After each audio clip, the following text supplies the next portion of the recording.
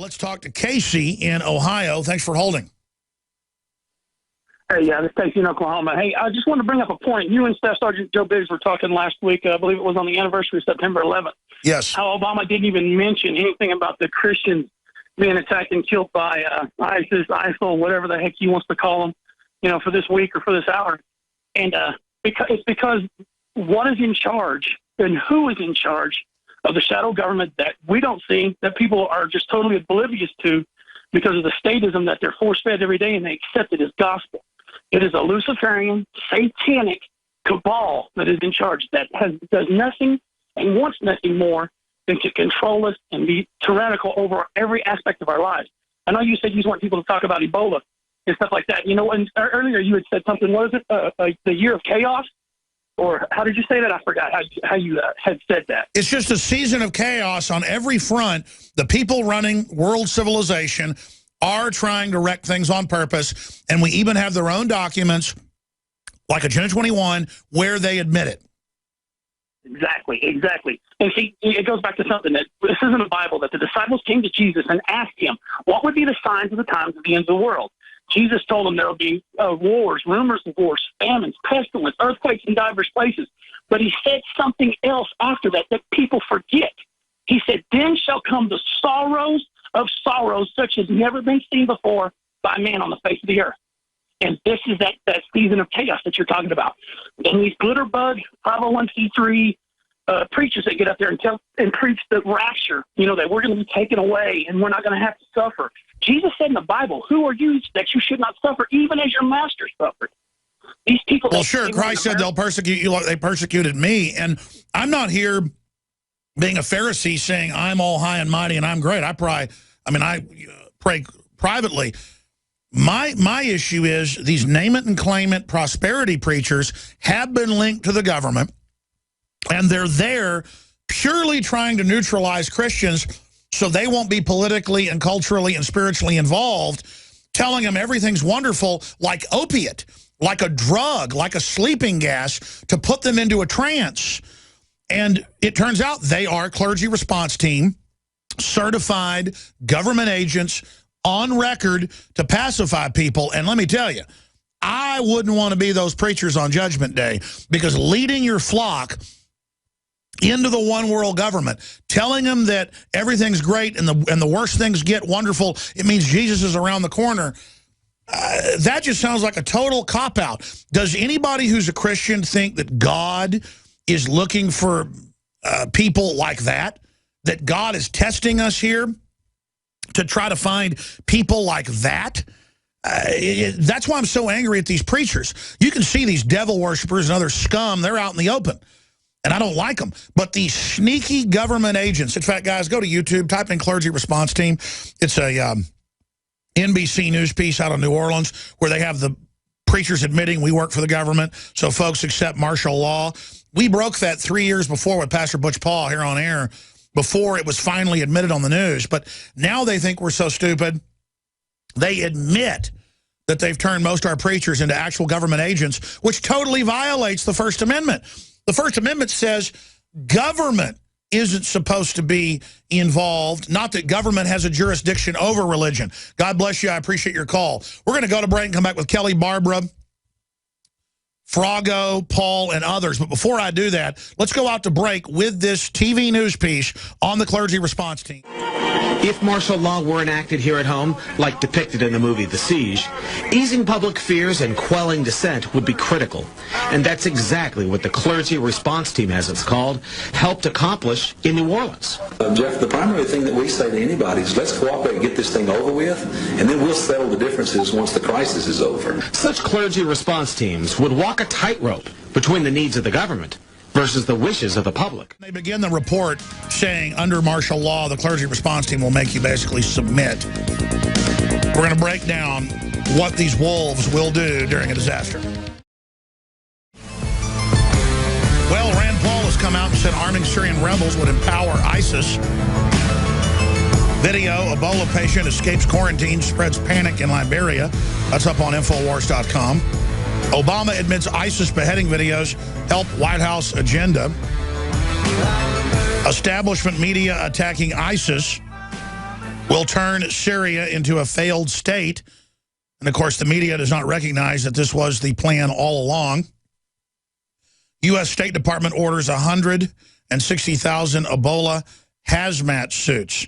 That, my friends, is the big news and is linked up on drudgereport.com along with this headline: CDC says prepare for Ebola in U.S. hospitals. It's now officially saying that.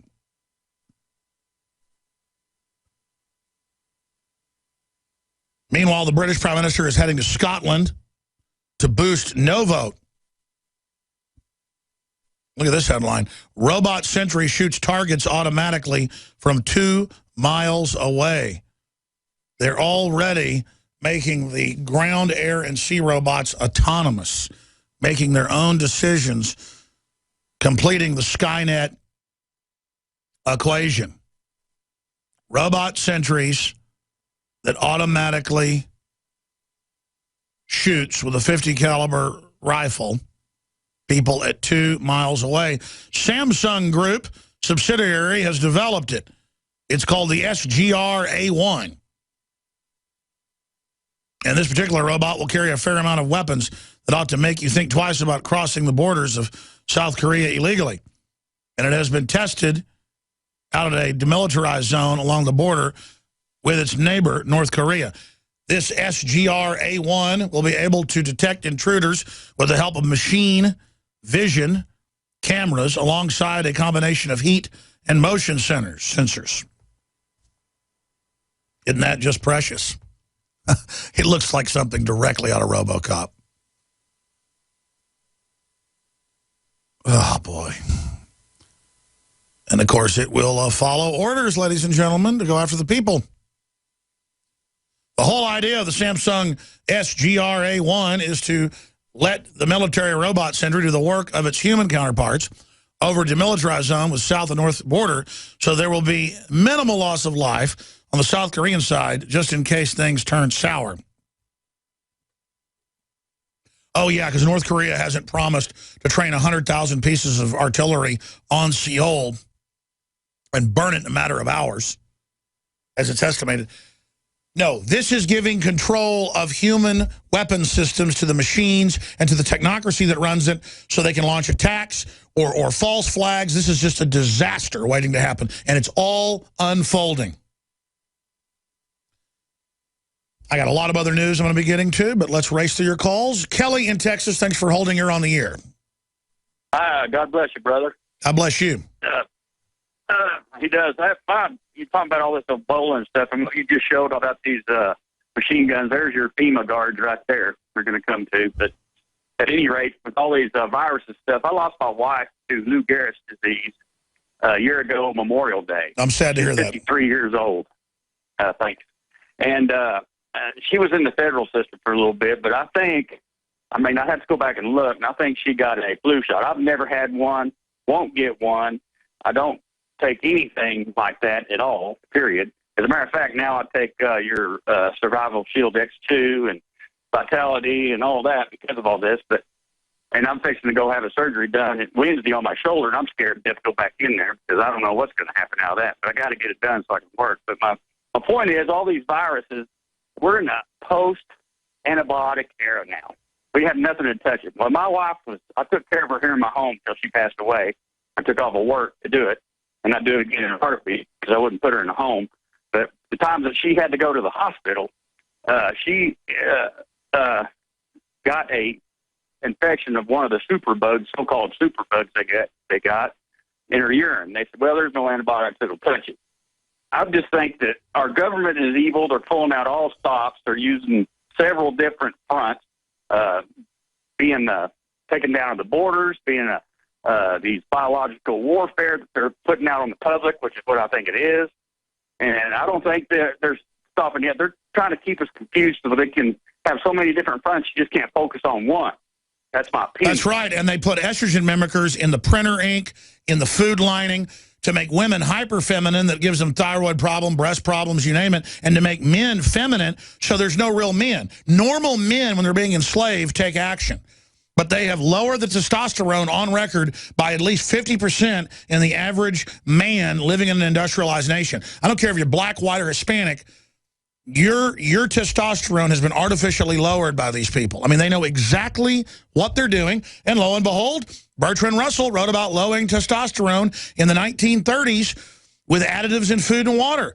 And lo and behold, in 1974, the year I was born, the current White House science czar wrote Eco-Science. That, by the way, they've taken off Scrib online. They don't want you reading now. It was free online because it was a government textbook on their plan to sterilize the population through the food and water. They are doing it. God bless you, brother. Good to hear from you. Sorry about your wife. Barbara in Arizona, you're on the air. Go ahead. Hi, Alex. Hey. Yeah, I'm calling about the, about carriers of disease like Typhoid Mary. Yes. Yes, I have personal experience with that. It's with a dog and a cat, but I mean, it's the same thing.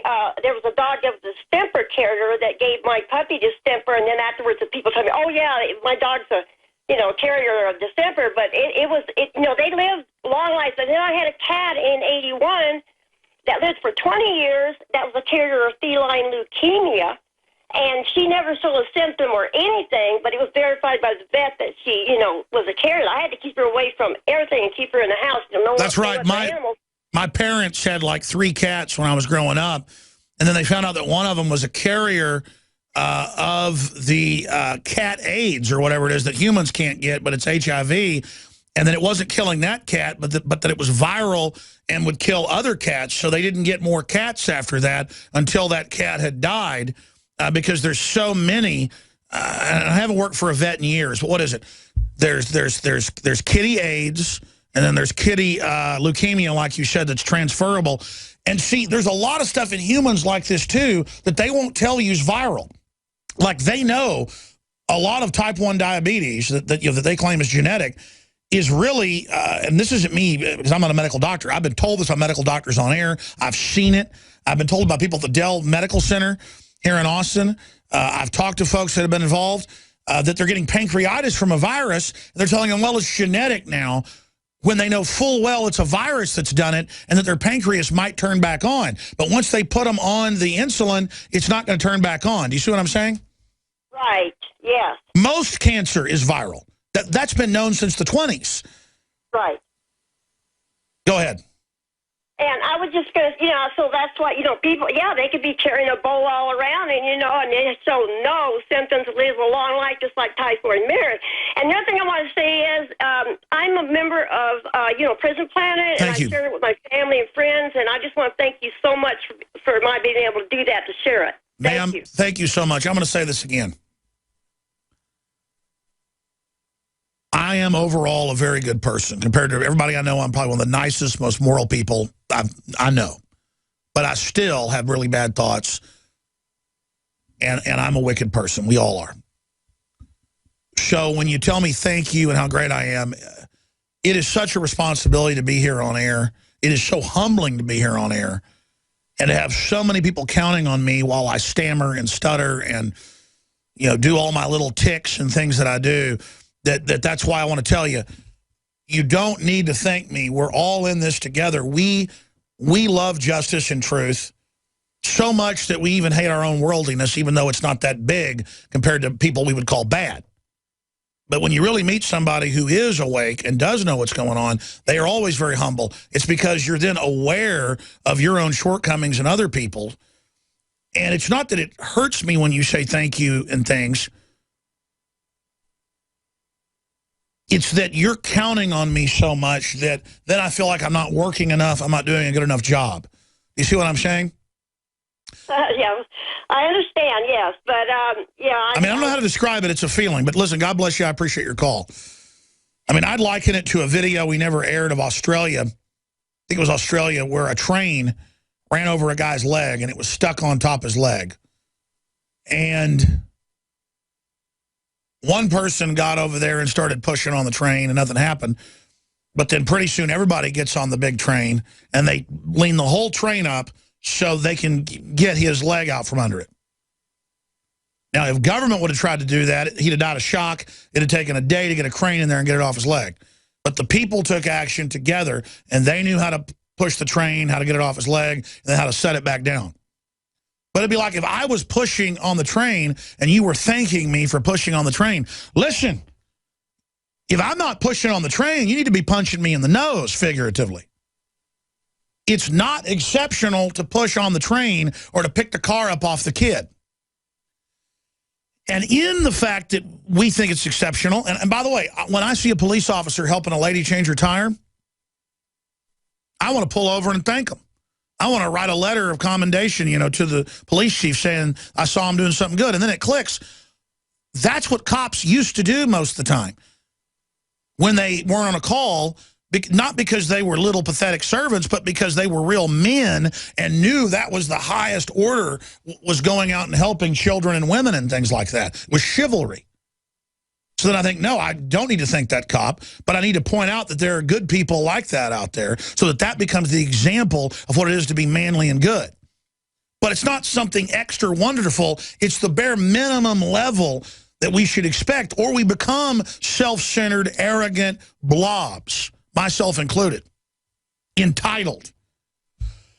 I said it earlier, I can't help it. When I go out and like eat some expensive seafood dinner and I think about all the starving children around the world, I feel guilty. And I know it's good to go eat a nice seafood dinner and pay the waiter a nice tip and have a restaurant. But I see how the fake left controls well-meaning people, that any type of wealth is bad because they take people who have empathy and who feel guilty when they're doing better than others, and they manipulate us into turning over our lives to the state to have our money spent where they would. So I want to do an analogy soon, or a parallel video, or maybe even really do it for real if a restaurant would let me, where I want to go in and sit down with hidden cameras at a table at a nice restaurant and say, mind if I have half your iced tea and half your steak? They're going to say, get out of here, you're crazy. And I'm going to say, well, I'm the government. Or on these corporations that want government welfare. It's the equivalent of coming and sitting down at your dinner table. See, where is their guilt? I feel guilty if I've got a new Ford F-150 pickup truck. I mean, I bought it 2 years ago, but I consider it to be new.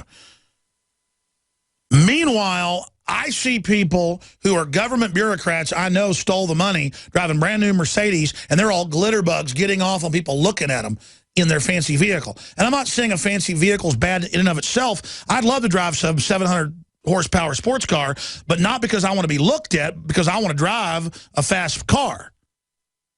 And again, I'm kind of waxing philosophical, and I'm not even giving answers here. I'm just talking about what goes on in my mind, because I have a conscience, I have guilt about things I shouldn't even have guilt about, because I intellectually know the right thing.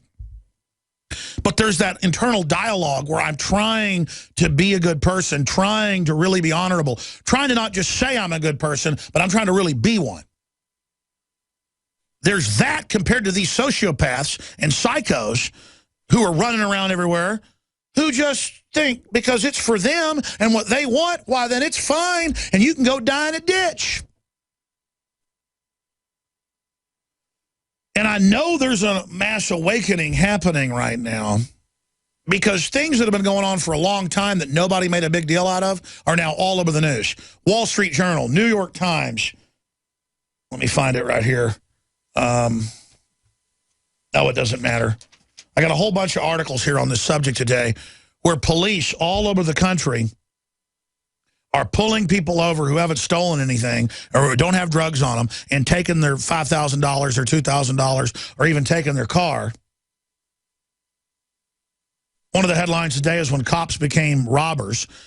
And there's a whole stack of news here about how the big banks are caught laundering drug money. And that's old news for our audience, but it's not old news for the general public that's just now waking up. Here's Boston Globe today and Reason.com. Both have articles. Police seizures of cash rise, fueled by private training firms. And then there's another one that we just mentioned out of Reason, when cops become robbers. And it's a federal program because the states, it got abused 20 years ago. The state said, okay, cops can only keep, 10% of the money they seize now for the department. You can't have 90% of it. You are clearly out there robbing old ladies in these departments. And so the feds came along and said, we'll give you 75, 80% if you will put the money into a federal program. Well, that just federalized the police. I've been talking about this since I got on air. And it's now, no exaggeration, when I go through my stack every day the last month, it's in the stack 4 or 5 times. I only found 2 of these while I was sitting there fumbling around looking for it right now when I remembered it. There's probably 5 of these today in the stack, and you'd think Alex Jones wrote all these.